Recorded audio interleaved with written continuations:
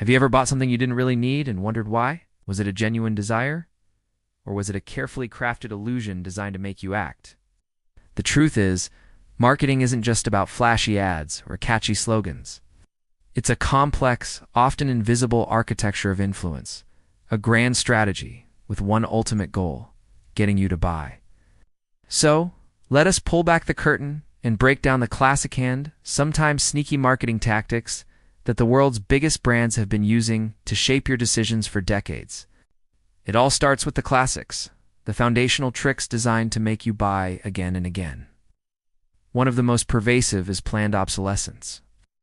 This is the quiet conspiracy where companies intentionally design their products to wear out, break down, or simply become outdated, forcing you to purchase the latest version. Have you ever noticed your smartphone slowing to a crawl right after a few software updates, just as the new model hits the shelves? That's not a coincidence. It's a feature, not a bug, designed to push you toward an upgrade. Then there's the loss leader strategy, often paired with the razor-on blade model. A company will sell you an initial product at a steep loss, only to make all its profit on the essential recurring purchases that follow. The printer is cheap, but the ink cartridges cost a fortune. The video game console is a bargain, but the games themselves are where the real money is made. It's a brilliant trap that hooks you with an irresistible entry price and keeps you paying forever. This strategy often evolves into vendor lock-in. Once you're comfortably settled into a brand's ecosystem, leaving becomes a nightmare. Apple has mastered this art. With its proprietary chargers, the exclusive social bubble of iMessage, and the seamless synchronization of data between your iPhone, Mac, and iPad, switching to an Android feels like a monumental, almost impossible task. They've built a beautiful walled garden, and you're not meant to find the gate. To further guide your choices, marketers use powerful psychological pricing tools like anchoring and the decoy effect. When you see a product marked down from a high original price, your brain doesn't just see the new price, it sees the deal. The higher initial price acts as an anchor, making the discounted price seem incredibly attractive by comparison, even if the original price was inflated to begin with. Brands take this a step further with the decoy effect, where they introduce a third, often ridiculously expensive option. This decoy isn't meant to be sold. Its sole purpose is to make the mid-tier option look like the most reasonable and valuable choice, steering you exactly where they want you to go. But modern marketing goes beyond just selling products. It's about selling an identity. Brands understand that they don't just occupy space on a shelf. They occupy space in our culture and in our minds. That's why every few years they reinvent themselves. They refresh their brand with new logos, updated mission statements, or entirely new corporate identities. Consider Facebook's monumental shift to Meta, a move designed to pivot the entire company's narrative away from social media controversies and toward the futuristic promise of the metaverse. Think about Pepsi, which seems to endlessly tweak its logo, each redesign a bid to feel fresh and contemporary. Even a seemingly minor change can create massive buzz. Like when Xiaomi made headlines for spending a fortune on a subtle logo redesign, these moves aren't just aesthetic. They are calculated efforts to stay relevant, control the conversation, and make you feel like you're part of something that's constantly evolving.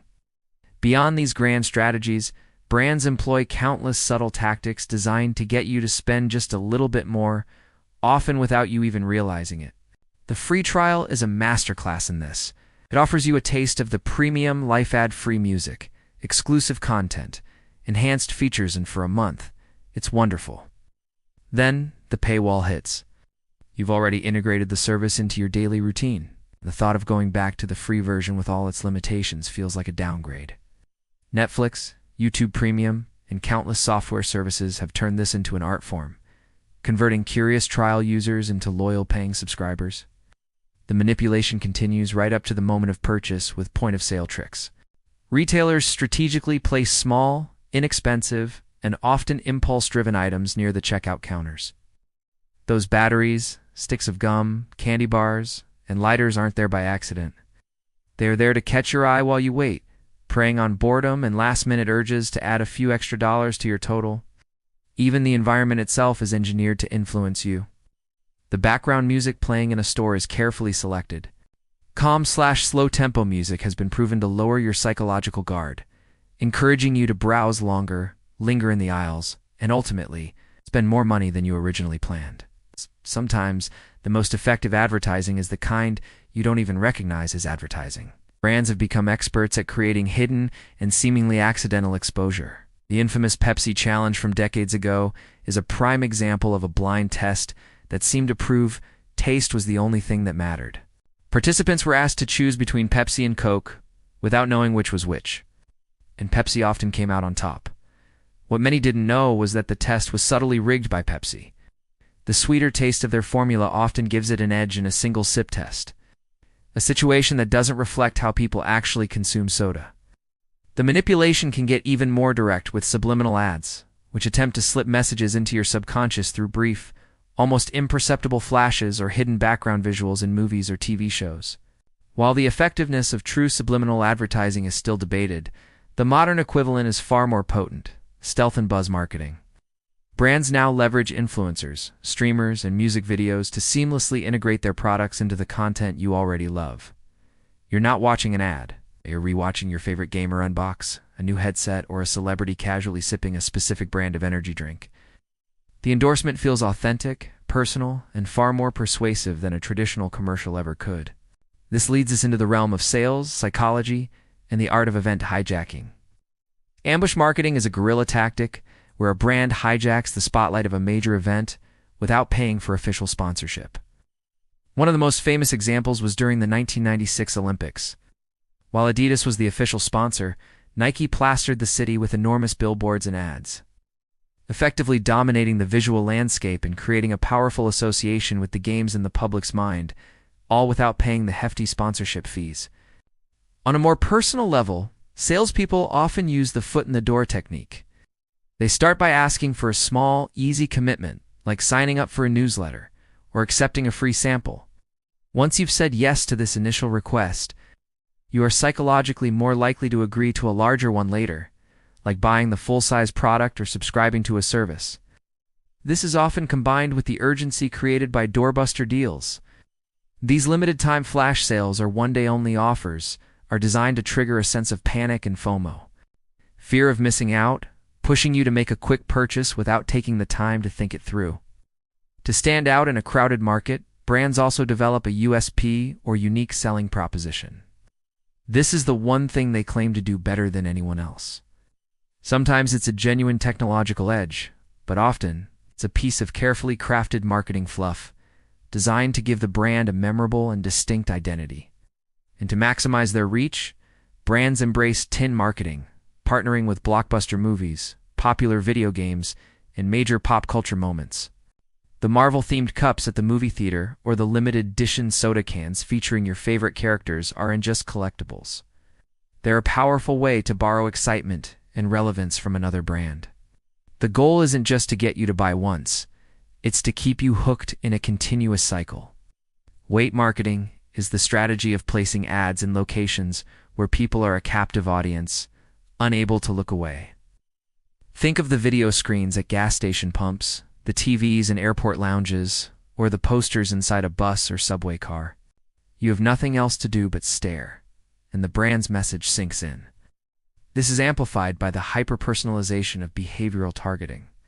By tracking your browsing history, search queries, and social media activity, companies can feed you eerily specific ads for products you were just thinking about. It feels like they're reading your mind, but they're just reading your data. Brands also cleverly turn their customers into free advertisers through word-of-mouth marketing. Prompts like check in on social media for a discount or share this post to enter our giveaway incentivize you to broadcast their message to your own network, lending it a layer of personal trust that no corporate ad could ever achieve. This is all part of a larger drip-in-continuity marketing strategy. Loyalty programs, exclusive memberships, and a steady stream of small, frequent offers are designed to keep the brand top-mind and maintain a continuous relationship with you, ensuring you remain in their sales cycle indefinitely. Finally, we arrive at the most viral and psychologically potent tactics. Cross-merchandising is the simple but effective strategy of placing related items next to each other in a store. Putting the bread right next to the butter and jam or the toothbrushes beside the toothpaste isn't just for convenience. It's a silent suggestion, a nudge to buy items together that you might not have otherwise. Some tactics are less subtle, preying on our deepest anxieties. This is known as FUD, fear, uncertainty, and doubt. Insurance ads are masters of this, painting vivid pictures of what could go wrong if you don't have their protection. The goal is to make you so anxious about a potential future problem that buying their product feels like the only logical solution. In the digital world, manipulation takes the form of SEO and even Google bombing, where brands or groups manipulate search engine results to ensure their sites rank highly, sometimes for completely irrelevant keywords, simply to dominate online visibility. And before a product even launches, brands build anticipation through teasing, or what is sometimes called a single trial. The cryptic movie trailer, the limited edition sneaker drop with a countdown timer, the mysterious billboard that hints at something big coming. All of these are designed to generate hype and keep you craving more, turning the product launch into a cultural event. Every one of these tactics, from planned obsolescence to cross-merchandising, might sound like insider marketing jargon. But they are the invisible forces happening all around you, every single day. From the layout of the grocery aisle to the algorithm shaping your Instagram feed. You are constantly being sold something. The trick in this modern world isn't to try and avoid it entirely. That's nearly impossible. The trick is to recognize it when it happens, to see the strings being pulled, and to ask yourself one simple question before you buy. Do I truly want this, or have I just been perfectly convinced that I do?